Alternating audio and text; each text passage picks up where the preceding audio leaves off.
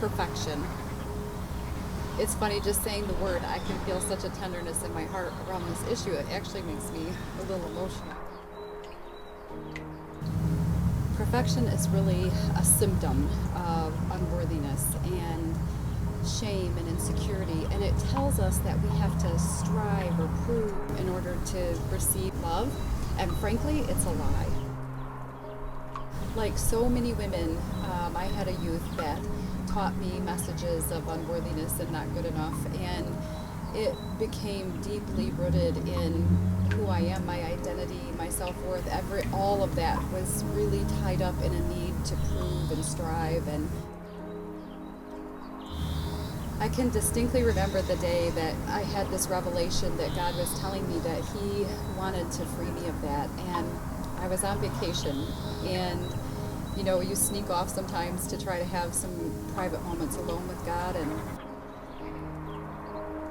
so I grabbed my devotional and headed in, and I was reading along, and on the paper, I remember reading these words, and they said something about giving up every earthly security to trust and follow God, that He wanted you to give up every sense of security on this earth to trust and follow Him.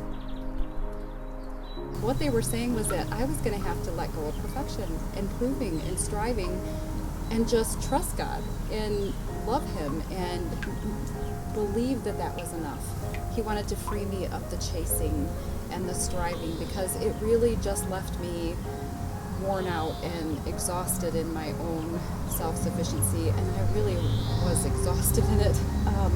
And it made me think of Martha and Mary, and I had some sympathy for Martha, thinking of how she has Jesus coming to dinner, and He's staying at her house, and she's just busy in the kitchen, making sure everything is just so, and on top of it, Mary is sitting at His feet, and how frustrating that must have felt for her.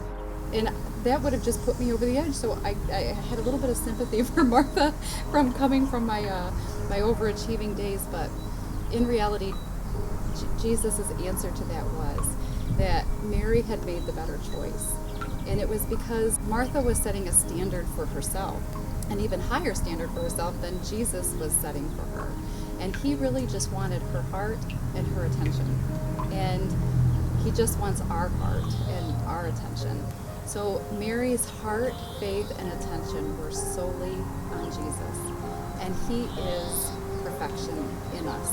There's nothing to strive for, nothing to work for.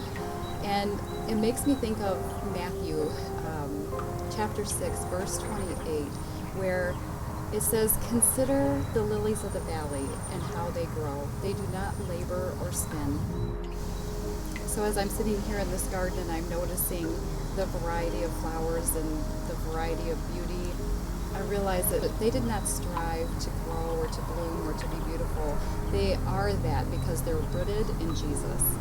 When we are rooted in Jesus, we can keep our eyes fixed on Him and be rooted in Him, and we too grow organically and beautifully and uniquely in Him.